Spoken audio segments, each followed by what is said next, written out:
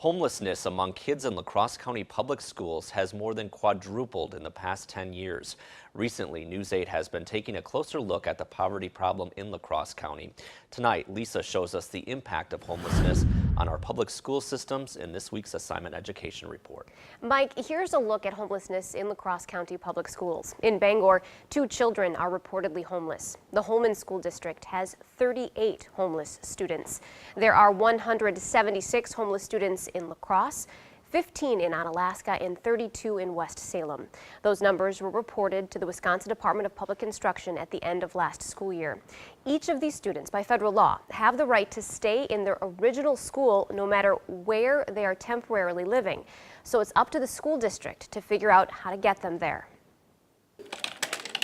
Every day, as part of her job, Shirley Lewandowski helps children get to school. Hi, this is Shirley from the Crosse School District. She's responsible for finding a bus or taxi ride for students almost every day. 2 of them are elementary age, and 1 of them is preschool. She does this because these students don't have any other option. I've got a couple of homeless students that I need some transportation for. At any given time, the La Crosse School District works with about 100 students who are in homeless situations. I'm looking at 2 students. They are currently living at the Salvation Army.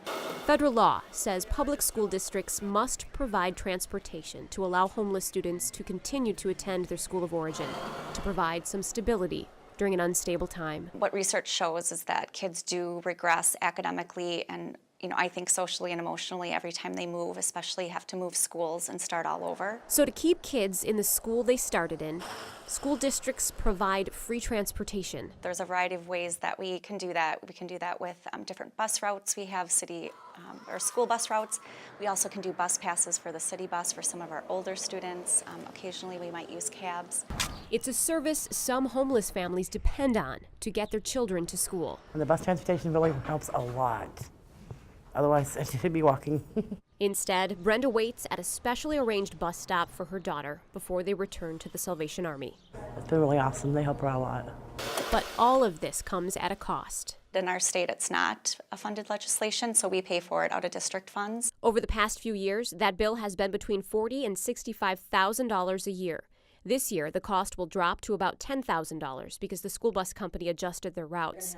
But this La Crosse School District social worker says it's the right thing to do. For their academic growth, their social growth, their emotional growth, it's just critical that they're in school every day possible. So Shirley continues to make calls. Hi, I'm hoping you can help me out. Let's go! To make sure all children have a way to get to school. Yay! Since these kiddos are living in a hotel, we're going to need breakfast at school for them as well. Social workers with the La Crosse School District believe the number of homeless students is actually higher than the 176 on record. Wow, and we were talking earlier that just like mental health, homelessness, a lot of people feel that it has, unfortunately, this stigma attached to it. And that's probably a barrier for them, a lot of these families and children, to get help. Yes, and a lot of them are nervous to ask for help. The social workers believe that there are a lot of middle school and high school age students who are sleeping on friends' couches, some of them sleeping in cars because they're too embarrassed to ask for help, and there is help there available. So hopefully more of them will turn to those social workers, their teachers, their principals, and ask. Absolutely. Very eye-opening numbers. Thanks, Lisa.